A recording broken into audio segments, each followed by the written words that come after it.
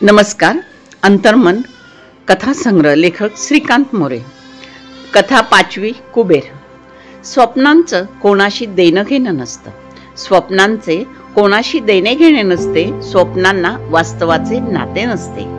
वास्तवाचे चटके सहन करण्याशिवाय जीवनात पर्याय नसतो.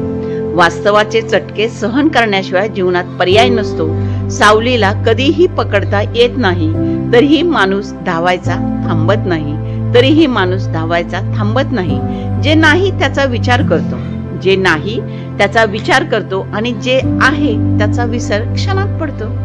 जे आहे त्याचा विसर क्षणात पडतो. स्वप्नांचे कोणाशी देणे घेणे नसते. स्वप्नांचे कोणाशी देणे घेणे नसते. कुबेर. घरामध्ये 18 विश्वदारिद्र्य. कुबेरला आपल्या फाटक्या झोपडीचा, जनावराच्या गवताचा, गोठ्याचा, ढेकळांचा, साऱ्या रानाचा त्याला अतिशय अभिमान वाटायचा. एक दिवस मुंबईचा त्याचा दोस्त शंकर भेटला. शंकरच्या मुंबईतल्या कथा ऐकून कुबेर स्वप्न पाहायला लागला. दिवसाही दुपारची भाकरी खाल्ल्यानंतर झोपडीच्या जागी मोठा वाडा पाहू लागला. गोठ्याच्या जागी दूध डेअरी पाहू लागला. कोंबड्याच्या खुराड्याच्या जागी पोल्ट्री फार्म पाहू लागला.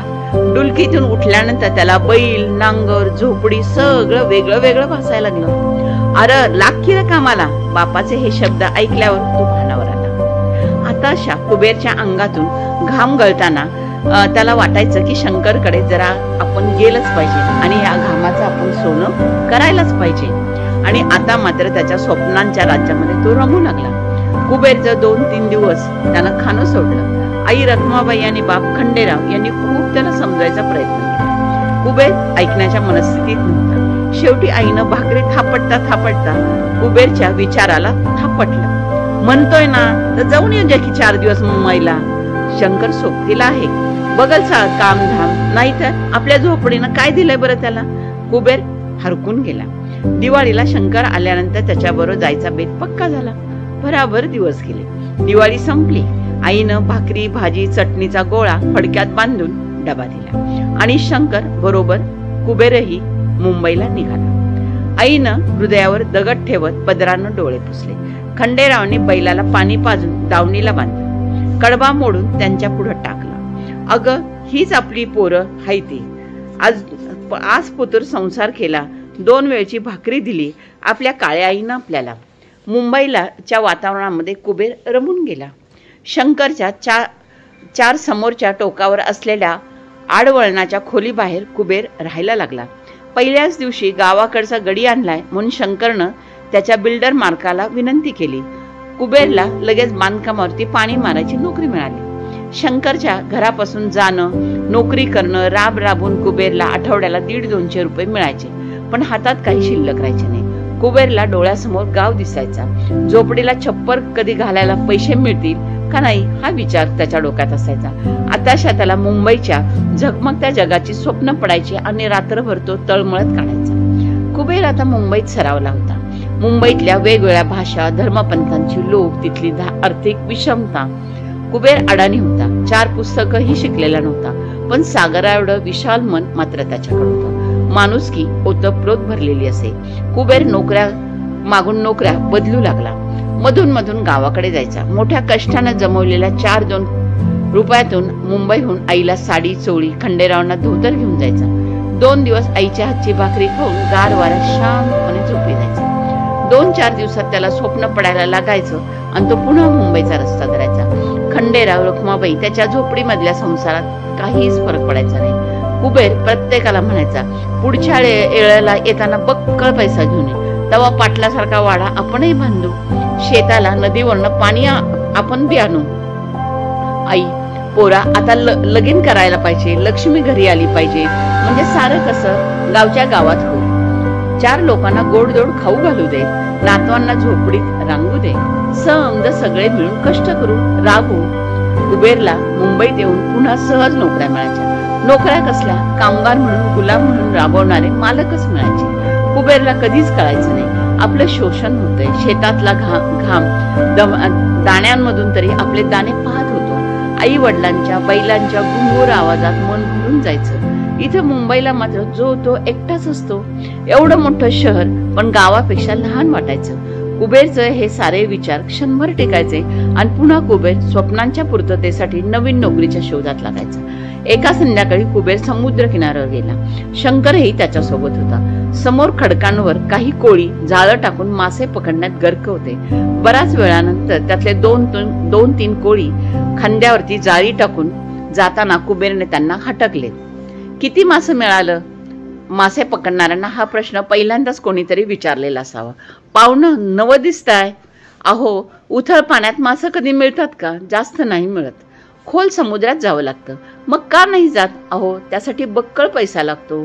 मोठी बोट लागते, यंत्रसामग्री लागते, खूप माणसं लागतात. आम्हाला कुठून हे मिळणार?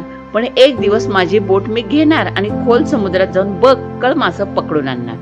कुबेरनं हे ऐकलं आणि शंकरला म्हणाला, चला आपण जाऊ घराकडे. शंकर मात्र त्याची बायको, मुलं मुंबईपासून दूर आडवळणाच्या झोपडीमध्ये गुंतून पडला होता. मुंबईच्या झगमगाटाच्या दुनियेमध्ये नवरा बायको रात्रंदिवस कष्ट करण्यात आणि पुन्हा सकाळी उठून कामाला लागण्याच्या चक्राप्रमाणे सारं चालू असायचं. कुबेर ज्याला त्याला जिथं तिथं नवीन कामगार म्हणून कामाला जायचा आणि तिथं हाच प्रश्न विचारायचा. उत्तर असायचं, आमचं बी स्वप्न आहे की? आणि काही लोकांचं उत्तर असायचं, आमचं स्वप्न होतं. पाहता पाहता 4-5 वर्ष कशी गेली कुबेरला सुद्धा कळलं नाही. कुबेरला मुंबईतही झोपडी बाहेरची झगमगती मुंबई आता दिसेनाशी झाली. त्याला कळून चुकलं, इथं 2 माणसं राहतात, एक राबणारा आणि एक राबवून घेणारा.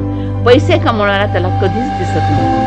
कुबेर एवढ्या वर्ष मुंबईत काढू नये, आईला सावली द्यायचं स्वप्न, सोन्याचं कडं घेण्याचं स्वप्न, वडिलांच्या शेताला पाईपलाईन करायचं स्वप्न, दूध डेअरी, पोल्ट्री फार्म, पाटलाचा वाडा आता आकाशातल्या चांदण्यांप्रमाणे दूर भासू लागला होता. त्याची सारी स्वप्न त्याला केव्हाच सोडून गेली होती. तो एक दिवस काम सुटल्यावरती सरळ रेल्वे प्लॅटफॉर्मवर आला. विना तिकीट प्रवास करत गावाकडे परतला. मुंबईच्या दुनियेत राहून त्यानं पहिल्यांदाच विना तिकीट प्रवास केल्याचे अपराध केल्याची खंत त्याला सारखी टोचत होती. आपण खूप मोठा गुन्हा केला म्हणून तो अस्वस्थ झाला. ज्या कुबेराला आयुष्यात कधीही खोटं बोलण्याचं पाप केलं नाही, राबण्याचं तत्वज्ञान त्यानं कधीच सोडलं नाही, त्या कुबेरला मात्र तिकिटाचे पैसे वाचवण्याचं पाप आपण का केलं या प्रश्नानं भंडावून सोडलं होतं. मुंबईच्या कमर्शियल दुनियेत त्याला कधीच ब्रेक मिळाला नाही. लाल पिवळ्या हिरव्या दिव्याच्या त्याला कधीच अर्थ कळला नाही. गावाकडच्या रिकाम्या हातांनी आलेल्या कुबेरला पाहून आई वडिलांना मात्र आपली सारी धनदौलत परत आल्यासारखं वाटलं. खूप आनंद झाला. आईनं लगेच खंडेरावांना सांगितलं, अहो, म्या म्हटलं नव्हतं का आपल्या वड्याखालच्या देवीला नवस बोला. उद्या आता म्या पुरणपोळी करेन, तेवढा नैवेद्य देवीला दाखवेन. आपला कुबेर परत आला आपल्या घरी. 7-8 दिवसात मळका पायजमा आणि झोपडीतली जुनी बंडी घालून कुबेर काळ्या आईच्या सेवेमध्ये रुजू झाला. 7-8 दिवसात मुंबईत राबलेला सारा शीन गावाकडच्या मोकळ्या हवेनं कुठं पळून गेला.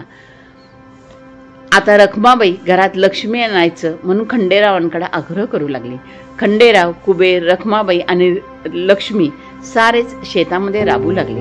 पाहता पाहता हातामध्ये पैसा खेळू लागला. काळ्या आईनं हिरव्या आईचं स्वप्न पाहिलं आणि ते साकारलं होतं. लक्ष्मीच्या पावलानं, लक्ष्मीच्या रूपानं कुबेरला कामधेनू सोबतीला आली होती. खंडेराव गावातून नवीन वासे घेऊन आले, सुतार घेऊन आले, नवीन पत्रे आणले. टुमदार वस्तीचं कामकाज पाहताना कुबेरचं मन भरून आलं. आपल्या घराला सावली मिळाली. आईला, लक्ष्मीला, खंडेरावांना कुबेरचं भारी कौतुक वाटायचं. कुबेर आता मुंबईचा गाव कसा बरा, त्यापेक्षा आपलंच गाव कसा चांगला हे आता पोरांना सांगायचा आणि झोपे जायचा. धन्यवाद. आपला परिवार, मनोरमा.